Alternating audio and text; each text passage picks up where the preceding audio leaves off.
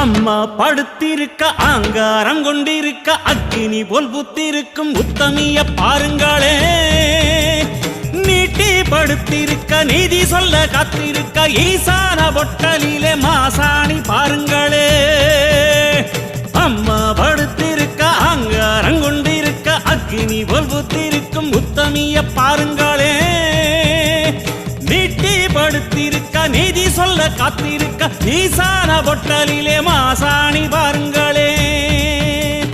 வம்பு வழக்கெல்லாம் துன்பம் கொடுக்கையில் மிளகா சாந்தரச்சி கேட்டாளே. நாம கலங்காம மாசாணி காத்தாளே.